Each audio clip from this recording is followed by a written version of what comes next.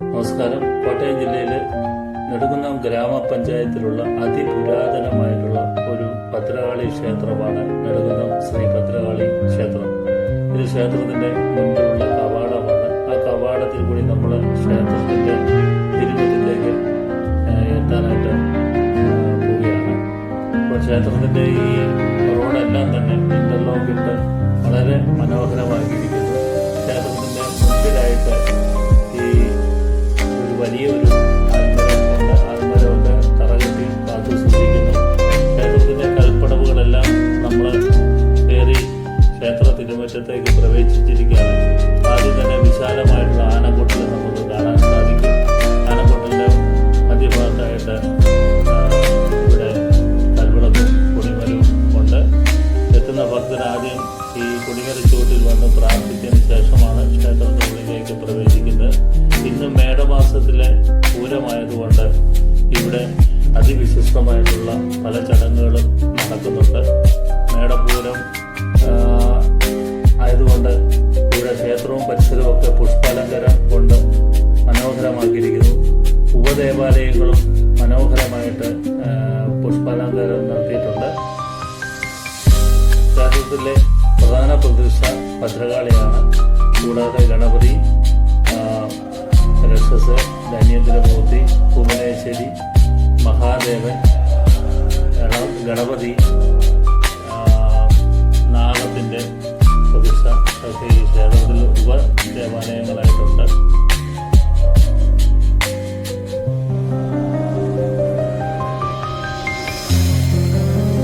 ഇന്നത്തെ ദിവസം മേടം പൂരത്തിന്റെ ദിവസം കാവടിയാട്ടവും അതുപോലെ തന്നെ വലിയ ഗുരുതി എന്ന വിശേഷ പൂജയൊക്കെ നടത്തുന്നുണ്ട്.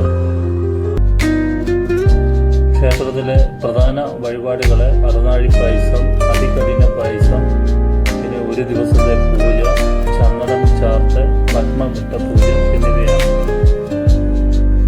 ക്ഷേത്രത്തിന്റെ ഉത്സവത്തിന്റെ കൊടിയേറ്റ് മീനമാസത്തിലെ ഭരണി നാളിലാണ്.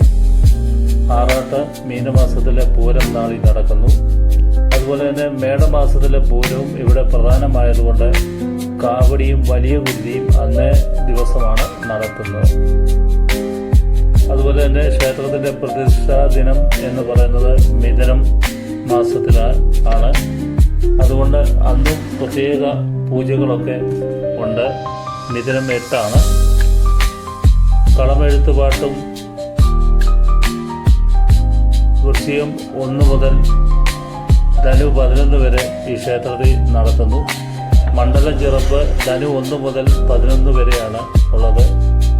ഋതുപൂജ, കൂട്ട നമസ്കാരം ഒക്കെ കർക്കിടക മാസത്തിലെ കർത്തവാവ് നാളില് ക്ഷേത്രത്തിൽ നടത്തി വരുന്നു. ക്ഷേത്രത്തിലെ പൊങ്കാല വൃശ്ചിക മാസത്തിലെ പൂരം നാളിലാണ് നടത്തുന്നത്. പിന്നെ വിഷു, ദീപാവലി, ശിവരാത്രി, വിനായക ചതുർത്ഥി, നവരാത്രി, പക്കപ്പിറന്നാൾ ആഘോഷവും സപ്താഹവും ഒക്കെ ഇവിടുത്തെ പ്രധാന ആഘോഷങ്ങളാണ്. തീർച്ചയായിട്ടും നിങ്ങൾക്ക് ഈ ക്ഷേത്രത്തിൽ എത്തിയാൽ അമ്മയുടെ അനുഗ്രഹമൊക്കെ ലഭിക്കുന്നതായിരിക്കും. തീർച്ചയായിട്ടും ഈ വീഡിയോ നിങ്ങൾക്ക് ഇഷ്ടപ്പെട്ടുവെങ്കിൽ ലൈക്ക് ചെയ്ത് മറ്റുള്ള ഭക്തജനങ്ങളിലേക്ക് ഇവിടെ ഷെയർ ചെയ്യുക. Thank you.